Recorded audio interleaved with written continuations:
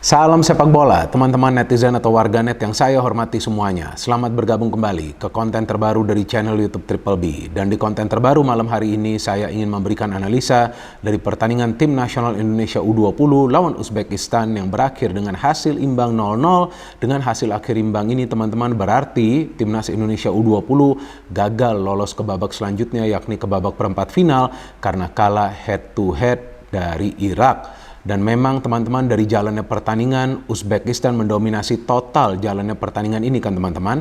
Dan itu wajar karena memang mereka adalah tim tuan rumah dan memang permainan mereka sangat amat bagus seperti yang saya jelaskan di konten preview untuk pertandingan ini. Tapi sebaliknya juga para pemain dari timnas Indonesia U20 bermain dengan level disiplin yang tinggi sehingga mereka tidak banyak melakukan kesalahan dan yang lebih penting lagi tidak banyak melakukan pelanggaran yang bisa saja dimanfaatkan oleh para pemain Uzbekistan melalui situasi bola mati. Dan memang jika saja timnas Indonesia U20 meraih kemenangan, tentu mereka akan lolos ke babak selanjutnya.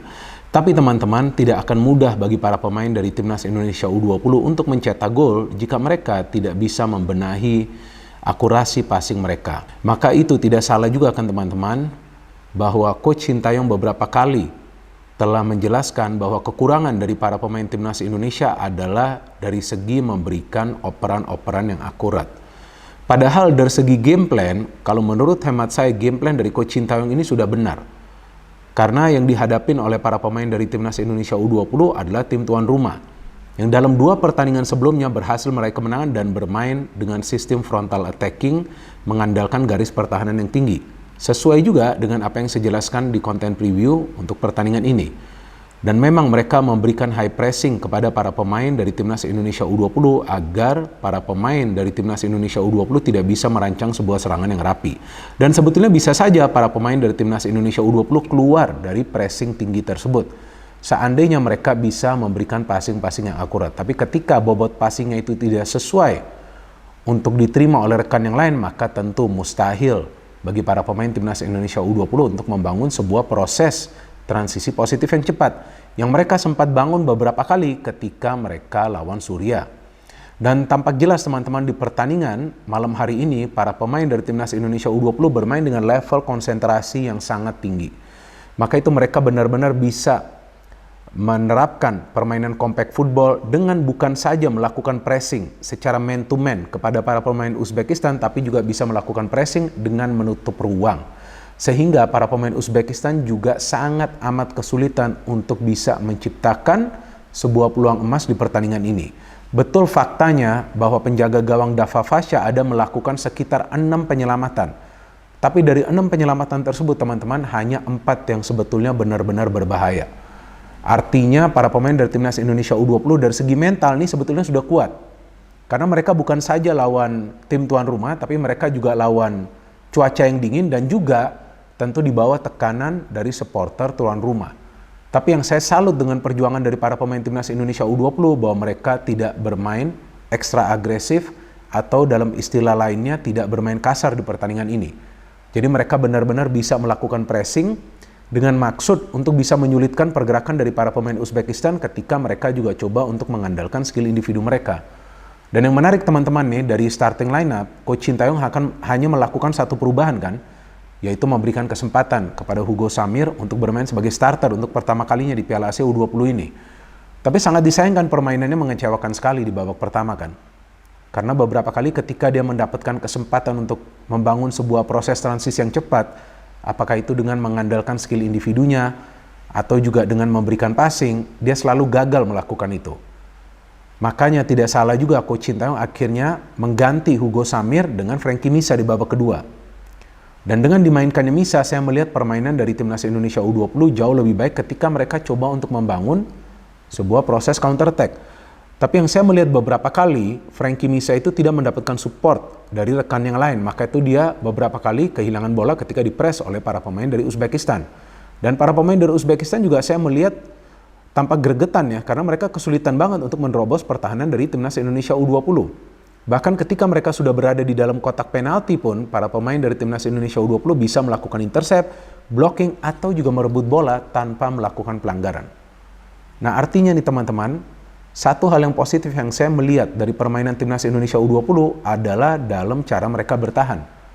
Jadi mereka tidak panik, makanya mereka tidak membuat banyak kesalahan di pertandingan ini. Ya memang sih ada kesalahan dari Dava Fasya ya 2 kali. Sekali yang dia salah umpan tuh di babak pertama, dan kedua kali ketika dia tidak bisa mengontrol bola, padahal itu shooting atau umpan dilepaskan oleh pemain dari Uzbekistan. Tapi selain itu dia bermain bagus banget di pertandingan ini kan. Seperti yang tadi saya katakan, dia melakukan beberapa kali save. Dan bisa saja sih Uzbekistan mencetak gol ketika pemain mereka tuh shooting, kapten mereka terkena Arkan Fikri dan terkena Mister Gawang. Tapi saya melihat para pemain Uzbekistan juga tampak frustasi ketika mereka juga coba untuk bermain agresif tapi tidak mempan. Kenapa? Karena para pemain dari timnas Indonesia U20 juga tidak terpancing dengan permainan agresif dari para pemain Uzbekistan. Cuma sayangnya nih teman-teman, adalah umpan-umpan yang sering nyasar dari para pemain timnas Indonesia U20. Atau ya kalau saya melihat mayoritas pada nyasar ya umpan-umpannya ya, ketika mereka mau build up serangan. Ketika coba untuk keluar dari pressure para pemain Uzbekistan, mereka masih bisa keluar dari ruang pertahanan. Tapi ketika mau build up, nah beberapa kali tuh umpan-umpannya tuh tidak akurat ya. Bagaimana caranya bisa mengganggu para pemain Uzbekistan di lini pertahanan yang hanya menyisakan 2 pemain di belakang ketika bobot umpannya itu tidak baik.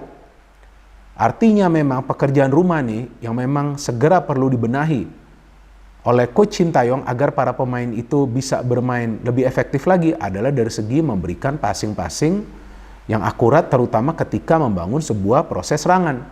Karena kan dalam sebuah pertandingan sepak bola teman-teman, kalau mau menang ya harus mencetak gol. Kalau mau mencetak gol harus bisa menciptakan peluang. Kalau mau menciptakan peluang harus bisa membangun proses serangan yang rapi. Kalau mau membangun proses serangan yang rapi berarti passingnya harus cenderung akurat. Nah itulah yang sekarang perlu dibenahi oleh para pemain dari timnas Indonesia U20. Tapi seperti yang pernah saya katakan di 2 konten sebelumnya, bahwa teman-teman perlu memahami ini bukan tim yang full atau bukan squad yang kuat, bukan full tim dari timnas Indonesia U20. Belum ada Marcelino Ferdinand, belum ada Zanadin Faris, dan juga kita tahu bahwa kemungkinan akan diperkuat oleh beberapa pemain keturunan nantinya di Piala Dunia U20. Jadi akan ada penambahan kekuatan nanti, dan saya harapkan dengan penambahan kekuatan tersebut ya kualitas passing akan bisa jauh lebih baik, dan perlu ada pemain di tengah yang bisa mengorganisir permainan. Nah saya kan sudah pernah katakan bahwa saya pesimis tanpa hadirnya Marcelino dan juga Zanadin Faris, timnas Indonesia akan bisa mendapatkan hasil yang memuaskan. Oke lah, dari hasil akhir ya tidak mengecewakan kan, karena bisa menahan tuan rumah tanpa juga kemasukan 1 gol. 1 gol pun, betul kan? Karena kan di 2 pertandingan sebelumnya Uzbekistan bisa menang, tapi kali ini kan mereka tidak bisa mencetak gol. Tapi poinnya kan bukan cuma mendapatkan hasil akhir imbang, tapi poinnya adalah cara bermainnya itu seperti apa. Cara bermainnya kan kita melihat tidak efektif untuk membongkar pertahanan dari Uzbekistan, sehingga beberapa kali para pemain dari timnas Indonesia U20 itu sulit untuk menembus pertahanan dari Uzbekistan. Padahal dari segi mereka keluar dari pressure di lini pertahanan itu sudah bagus. Jadi ya tinggal kita harapkan nanti teman-teman ya di pertandingan-pertandingan selanjutnya para pemain bisa bermain tenang seperti yang tadi mereka tunjukkan. Mereka sama sekali tidak panik, mereka tidak banyak melakukan pelanggaran, mereka bermain lepas, tapi yang mereka perlu benahi adalah akurasi umpan mereka. Jika mereka sudah bisa membenahi akurasi umpan mereka dan juga timnas Indonesia U20 nanti sudah bisa diperkuat lagi oleh Marcelino Ferdinand, oleh Zanadin Faris dan juga tentunya oleh beberapa pemain-pemain keturunan, maka saya yakin bahwa timnas Indonesia U20 akan bermain jauh lebih baik daripada yang mereka bermain di Piala Asia U20. Tapi bagi saya permainan dari timnas Indonesia U20 tidak terlalu mengecewakan di Piala Asia U20 kali ini, karena saya bisa melihat juga mereka sebetulnya sudah coba untuk menerapkan game plan dari Coach Sintayong. Cuma sayangnya hanya satu saja itu kekurangan, yakni dari kualitas umpan. So we wait teman-teman, kita tunggu lagi nanti pertandingan-pertandingan selanjutnya dari timnas Indonesia U20, dan juga kita tahu segera akan ada FIFA Matchday untuk pertandingan-pertandingan dari timnas Indonesia senior. No hate, no politics, only football. Salam sepak bola.